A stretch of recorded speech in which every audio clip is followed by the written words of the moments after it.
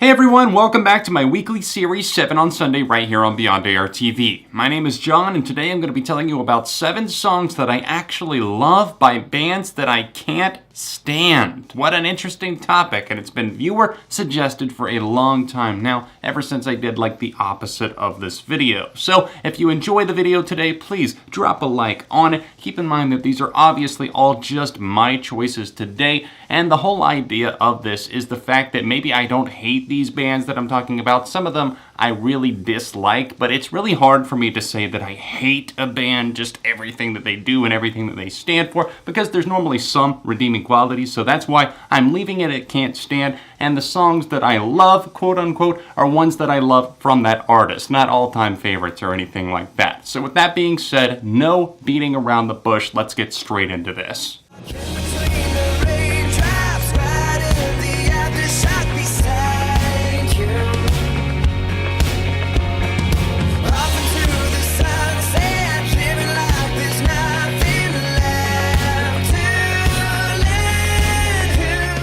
Lifehouse are a band that have long been associated with the adult contemporary pop and even Christian music scene, and I am by no means a Lifehouse fan. In fact, I really feel like I've moved on from their music. I mean, it was really popular when I was growing up in the 2000s, but it just feels so dated at this point. But we'll save more of that for another video. Lifehouse have a track called Between the Raindrops that came out in 2012 that I instantly found to be mesmerizing and beautiful. Their lead vocalist Jason Wade is complemented nicely by Natasha Bedingfield, an artist that also kind of fell by the wayside in terms of popularity, just like Lifehouse did, and it's very unfortunate because both of them do have potential, and I really feel like they capitalized on it with this track. It felt sleek, more modern, and it saw Lifehouse evolving into something new, but their album that came along with it just didn't exactly meet commercial expectations. All Maria was a Western-leaning album in a lot of ways. If you can see the artwork and just the vibe of the album in general, it was very strange, and I wasn't exactly a fan of it,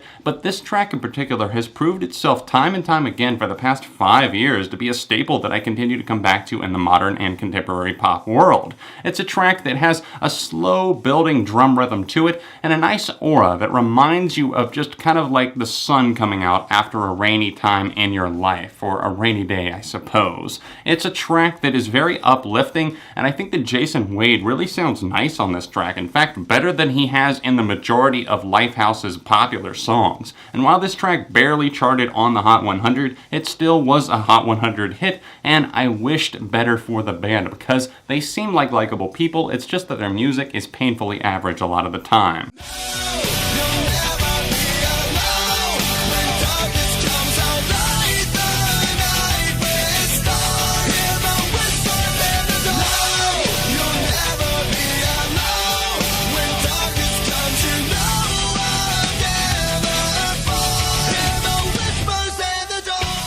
It's funny that the last sentence that I said to describe Lifehouse was painfully average the majority of the time, because I wish I could say this about our next band here. Skillet are not only painfully average a lot of the time, they are painfully bad the majority of the time, at least in terms of how I perceive their music. I know they have a large fan base, and that does not equate to something being good. I'm just putting that reminder out there. However, I did grow up with Skillet, and I have a few songs that I probably could put on this list, but I decided to not go with Savior because that was my first song that I got into, and maybe I'm tied a bit too much to it personally. I'm going with the track Whispers in the Dark. There's a few songs on that album, Comatose, that I would always hear because they were very big in the MySpace days. That's really how I got my start with them. My friend Mason would always have one of their tracks as like the autoplay song that would come up when you visited his profile. So I got my daily or weekly or however often I was on his profile dose of Skillet's music. Whispers in the Dark has this symphonic vibe to it that kind of glides gently, and I love the slow roar from their vocalist as he kind of comes into this one.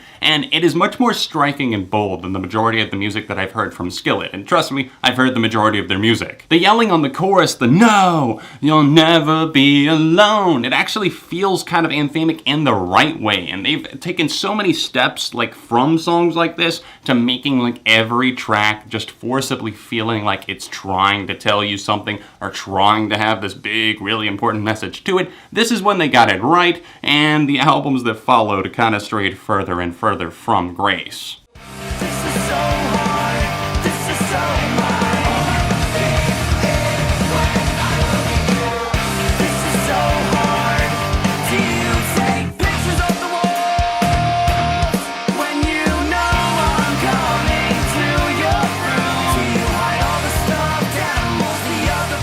I've never really talked about my number 5 pick, Man Overboard, all that much, but they were a pop-punk band. Obviously, the whole defend pop-punk movement was Man Overboard. That was literally their website.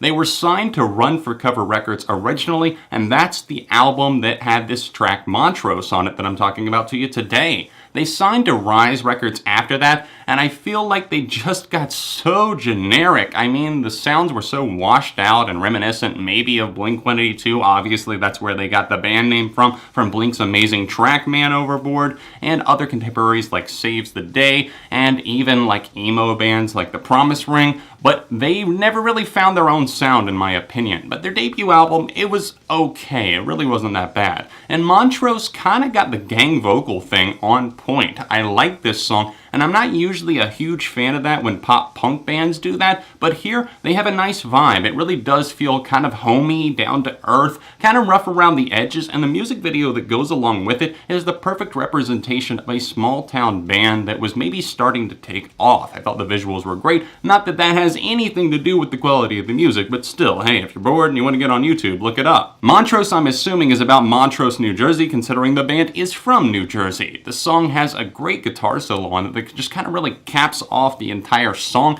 It makes it all worthwhile, even though there's a few places where I feel like things get a bit cheesy. It just reminds you of the band's start, and maybe even your early attachments to pop-punk or alternative music in general. Let us struggle just a little bit more. Let's struggle just a little bit more. Remember what the people say. Remember what the people say. When it's said and done, let it go.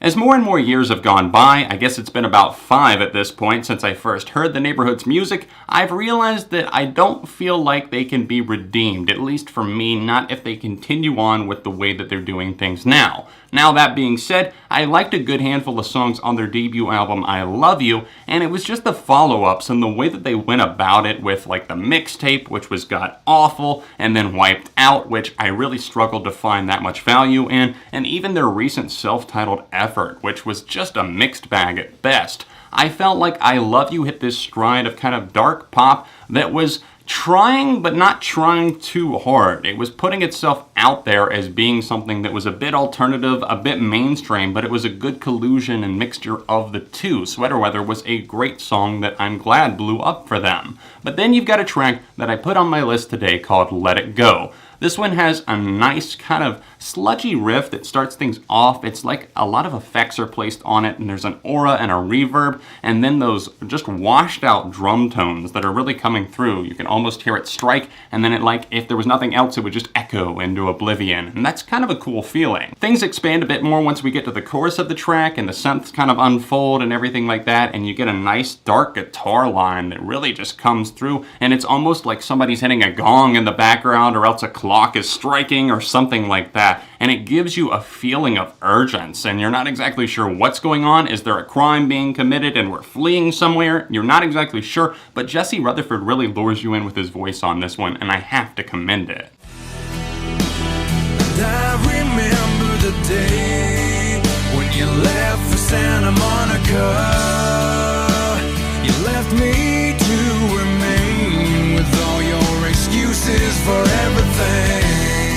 Chad Kroeger of Nickelback's protege band Theory of a Deadman are up next on our list at number 3. Santa Monica is the name of the song, and that was actually one of the first discoveries that I ever made in the world of like rock or mainstream rock music. I've got a little bit of a soft spot in my heart for this track, Santa Monica, because it's not a bad song. Even if I heard it at this point in my life, I still probably wouldn't hate it by any means. I just might not be interested. But it's kind of a track about somebody like picking up and leaving. I'm assuming it's about the lead singer's ex-girlfriend or something, just taking off, leaving for Santa Monica, and the struggle that he's going through. And it's based kind of around an acoustic guitar, and it picks up a little bit more in intensity as it goes on. But I have a soft spot, and I say that because of this DVD that I got when I was like 13 or 14 years old. I had to sneak around when I would buy music, and I would get my mom to drive me to this store called Circuit City, which I don't think it really exists anymore, but I would go in there and I would tell her that I would like need to pick something up for like some school project or something, like I needed to watch a movie or something,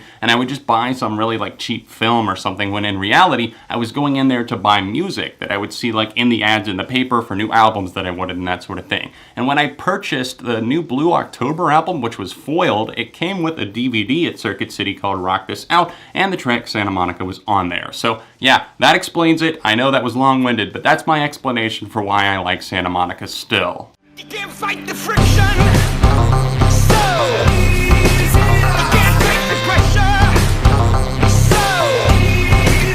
I start to be strong. You can't fight the friction, so easy. Hey John, when are you gonna stop hating on Imagine Dragons? Here you go. Friction is number 2 on the list. It's from Smoke and Mirrors. That album came out in 2015, and it had some great songs on there. There was a lot to sift through to get to them, but Hopeless Opus and the track that we're talking about today, Friction, were both fantastic. Hopeless Opus was one that was like more guitar-led and a little bit more optimistic, but I really have to praise Friction because it gets the dark feeling and ominous vibe totally right. It's creepy and downright eerie as that like almost twisted kind of like either sitar or manipulated guitar line, and then a lot of heavy bass and drums just pounding everywhere. It makes you a little bit confused, but you really get into the vibe of that track, and you want to sing along as he sings, Dan Reynolds that is, "Can't Fight the Friction," and all these other backing vocals. It all sounds on point, and it's like dangerously good for Imagine Dragons. If they could do more like this, then you know I'd be sold. I'm just a kid and life is a nightmare. I'm just a kid, I know that it's not fair. Nobody cares 'cause I'm alone and the world is. Nobody wants to be alone in the world. I'm just a kid and life is a nightmare. I think most of us remember those whining vocals. Maybe it was because you watched the movie The New Kid. Maybe it was just because you were a huge fan of No Pads, No Helmet, Just Balls, as, I mean, we all were in 2002. Low-key, I still honestly kind of like this track, I'm Just a Kid, but it was really the only song that I could find by Simple Plan that I was just like, yes, I can actually justify putting this on a list, unless you wanted to count the What's New Scooby-Doo theme song, which I almost did because I literally could not find a Simple Plan song that I liked. It's amazing how much our music tastes change within a short amount of time, because back in 2011, I was stoked about Simple Plan and their album Get Your Heart On. I thought it was like just great stuff, and now I'm like, what the hell was I thinking? And I've been feeling like that since probably 2015, 2016, so in just a few years, I went from praising something to like throwing it out a window into a burning dumpster fire. That's me and Simple Plan in a nutshell, though. Our love-hate relationship. I do hope that the band never sees me and comes after me. Thanks for watching this episode of 7 on Sunday, guys. I hope you enjoyed it. If you did, please drop a like on the video. And keep in mind, these were obviously just my picks for songs that I actually like by bands that I can't stand. Let me know what you thought in the comment section down below, and comment future episode ideas for SOS. If you're able to support what I do here, not only on this channel, but also ARTV as well, then please hit me up on Patreon and donate on a monthly basis at the top link down below, or else the annotation in the corner. You can see last week's episode by tapping right here, or another recent video that I made for a Beyond ARTV right over here. It's a good one. I think you guys should check it out. And all of my socials are linked in the description down below. I'll see you guys very soon.